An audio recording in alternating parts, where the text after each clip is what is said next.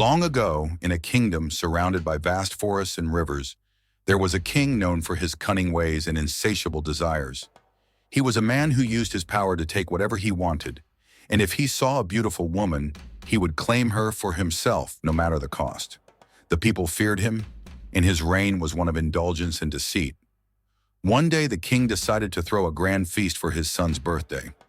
It was a celebration that would bring the entire kingdom together. People from all corners arrived to pay their respects, and among them was the king's most trusted minister, accompanied by his beautiful wife, Nia. As soon as the king laid eyes on her, he was struck by her beauty. He had never seen a woman so radiant, so captivating.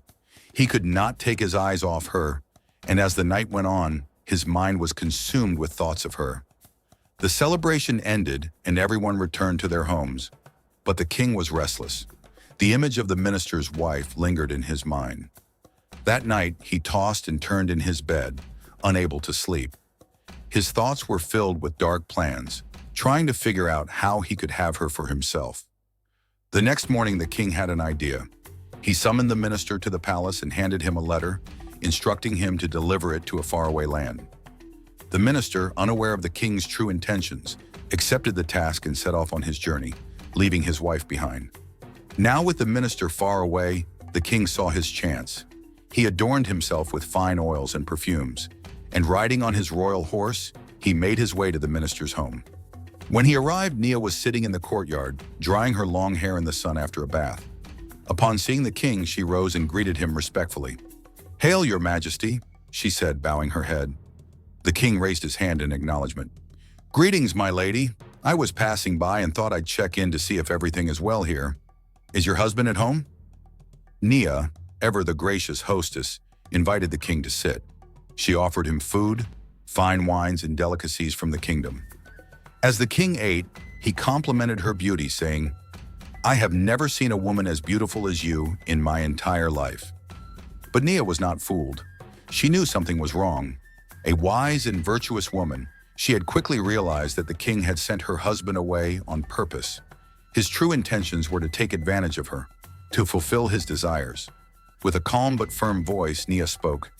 "Your Majesty, may I ask you something? The lion is the king of the jungle, isn't he? But does it befit the lion to wallow in the mud, to eat filth, or to betray his own nature? When the one who is meant to bring justice becomes unjust, where does that leave the people?" The king, taken aback by her words, felt a pang of guilt.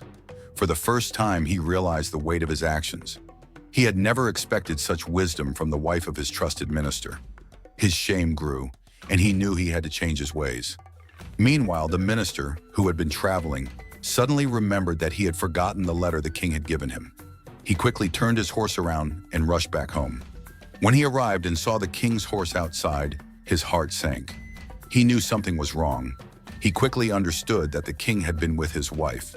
With a heavy heart, the minister entered his home, grabbed the letter, and left without saying a word to anyone. He delivered the letter to the king, and when he returned, the king, feeling guilty and ashamed, lavished him with jewels and gifts, trying to make up for his wrongdoings. The minister, however, did not accept the gifts. Instead, he returned home and gave them all to his wife, Nia. She looked at the jewels and asked, "Where did all of this come from?"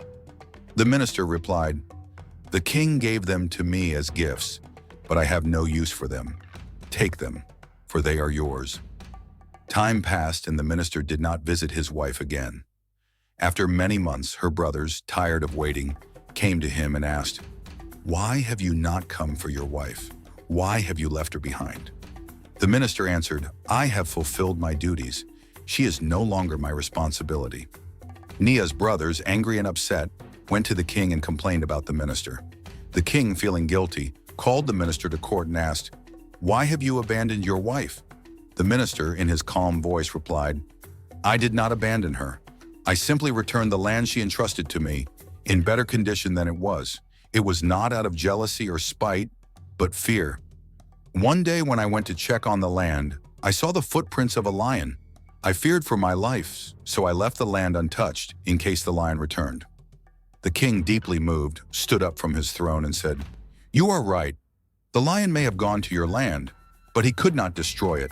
Your land is strong, like a fortress. There is no danger there. And so the minister returned to his wife, and together they lived in peace. The king, ashamed of his actions, changed his ways.